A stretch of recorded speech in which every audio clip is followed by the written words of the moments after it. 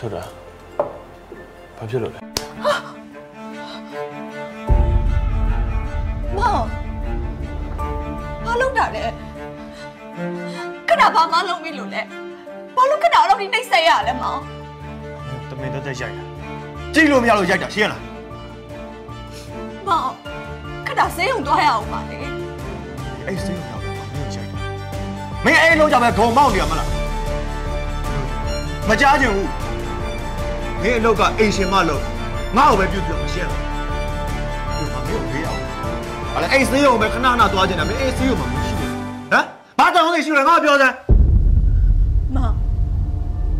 ခဏဘလို့ပြောလိုက်တာလဲခဏလို့မိမစားမျိုးမဟုတ်ဘူးလှုပ်လှုပ်တယ်ဆိုတာလွတ်တန်ဖို့တခုပဲ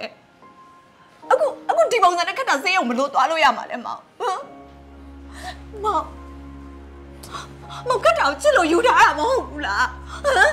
ဘာလို့ခဏကိုနှိမ့်ဆက်နေရလဲမောင်ဘလို့လောက်ထိပြောင်းလဲသွားတောင်းလိုက်ငါပေါ့ဘူးမေမ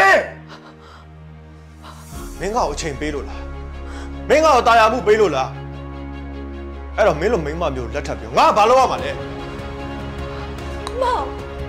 မောင်ဘယ်လိုစကားပြောလိုက်တာလဲဟမ်ခဏဆင်းရဲတယ်ခဏမှာပိုက်ဆိုင်တာဆိုလို့ဒီပညာတစ်ခုပဲရှိတာဒါပေမဲ့မောင်ကိုချစ်လို့မောင်လည်းခဏရဲ့ပြစ်တင်မှုကိုလက်ခံလို့ခဏတို့မြောက်လက်ထပ်ခဲ့ကြလေဘာလို့မောင်အခုကြောင့်ဒီလိုစကားပြောနေရလဲ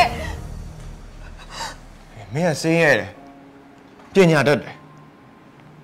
မင်းမအိမ်မာနပဲရှိနေမှာလားဟမ်ပြအိမ်ဆရာမို့အလောက်ကလည်းဘာလုပ်လို့ရမှာလဲ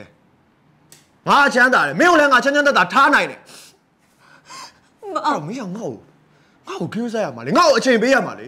ဘာလဲယူလိုက်မင်းအိမ်ဆရာမို့အလောက်ကိုပဲဆွဲလန်းနေတယ်ငါ့ကိုပြောစမ်းမောင်ခဏပြောပြီလေခဏပိုက်ဆိုင်တာဆိုလို့ဒီအလုပ်တစ်ခုပဲရှိတာမောင်ကမှအဲ့လိုအကြောင်းပြချက်လာပေးနေတာခဏရှင်းနေအေးနိုင်ထွက်လိုက်အဲ့လောက်ကထွက်လိုက်မင်းအသားနာမခံကြလို့အဲ့လောက်ကထွက်လိုက်မထွက်ဘူးဒီလိုပါ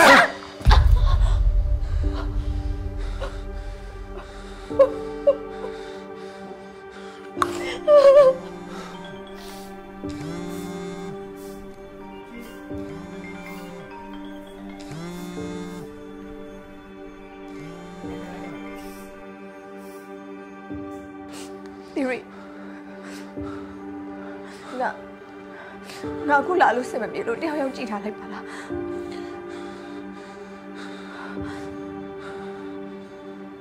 အေးအဲ့ဆိုငါအခုလာခဲ့နော်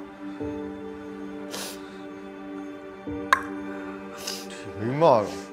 အေးမင်းအဲ့လောက်ကိုရမ်းချစ်နေမလားအဲ့လောက်ကိုသွားပြီးငါအဲ့ကိုတစ်သက်လုံးပြတ်မလာနဲ့ကြားလား